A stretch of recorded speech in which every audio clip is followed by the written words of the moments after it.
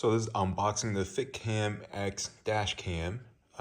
So for me, I ordered the 4K version and also specifically for the Toyota Land Cruiser, and it's a dual camera front and back.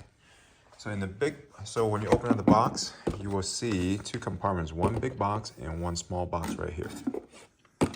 And then in the big box, you will notice the cable. So this is the rear camera module, as you can see right here. And then the huge replacement where the camera is housing is right there. And now they also include the top portion, the top pieces that's going to fit in right here.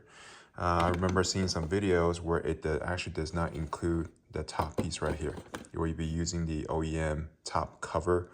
So I believe this is an improvement. And also in the big cover, you will also see they already included the memory card. If you pick the option that comes with memory card, it's right here. I believe it comes with a 128.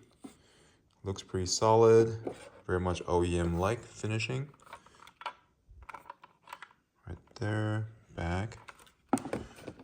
Now in the small box on the side, you'll find a USB stick, trim tool, and also the harness where you will be doing the modification or plugging into the camera. And then also a user manual. So to have a better understanding of how to install this piece once it's on the car, and also this piece together, what I'm seeing a lot of problem people have, okay, even on the instructions so far, it seems like they're struggling to put these two pieces together. So let's try to understand what's going on here. So you can probably see that there is a little clip opening, square opening right there, and square opening right there, okay? And then on this piece right here, you'll see this insert hook right there, okay? I'm not sure, right there, okay? On the left side and also on the right side. This has to go into that opening. In order for that to happen, once this thing is on the car, you actually have to tilt this piece at an angle, come in, so that way the hook can go right into that opening on the left. As you can see now, it's seated in there. Now on the right, now it's seated on the right. Okay?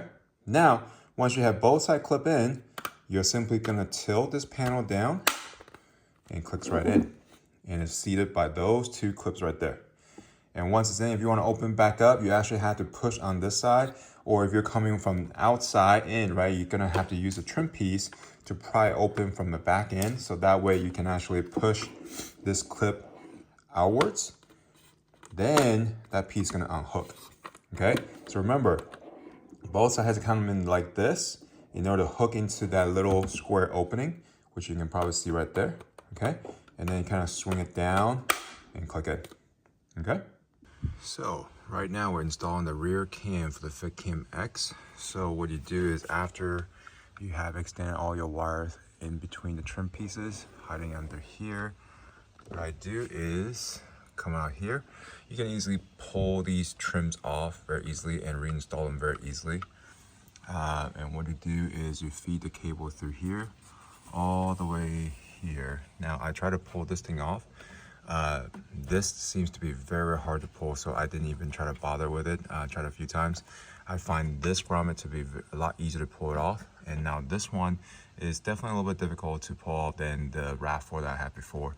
So what you do is, now that you can kind of see here, the wire is all the way through here. I use a stick, actually using a chopstick, a long one. You can also, some people are able to get a zip tie through here, but it's going to be a little bit harder.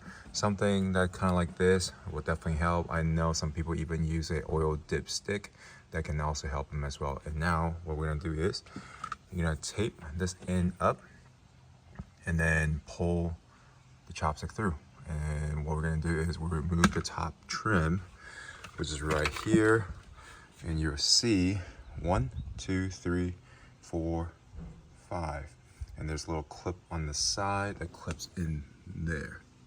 Okay, so what we're gonna do is try to fit the wire through here, through this, come out here and come out there, and we'll see what happens.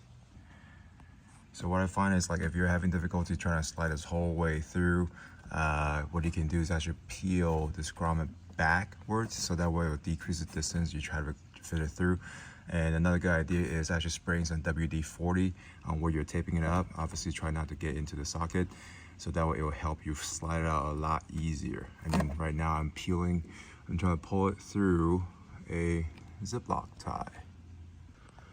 All right, now the installation is done. As you can see, wires come straight out here, and it goes through from the tube. This one is bigger than this one, so a little bit easier. Still very tough. This is probably the hardest part of the install. And it goes through behind. Now the weather stripping is returned, went back to where it was, and then now go all the way to the front on that side, and I'm gonna finishing up on that. Okay, so I did some change up as far as how I set up the camera. Originally, I set up on the glass right there, okay? And now I actually changed it up into here. Now the reason why for that is if you are setting up on the glass, you had to leave a lot of slack for the wire coming out, because as the glass lifts up, you will have to have enough wire to bridge this gap. So what I did is, since I wired I hit the wire underneath the trim here, I just go behind the actual rear camera and coming out right there, and stuck right on the trim pieces right there, as you can see. Now, what I also did is I tilted the camera just a little bit toward the center, so that way when it shows up on the image, it actually looks fairly balanced. If you kind of like go straight back, you will see the image is somewhat skewed towards just one side of the car. If you simply tilt it just a little bit, it will kind of come towards more the center of the car. All right, so yeah, so far I think this is the best way to mount this rear camera. All the wires are hidden, so instead of mounting to the glass, mount it right here, adhesive tape right on the trim. Hope this helps.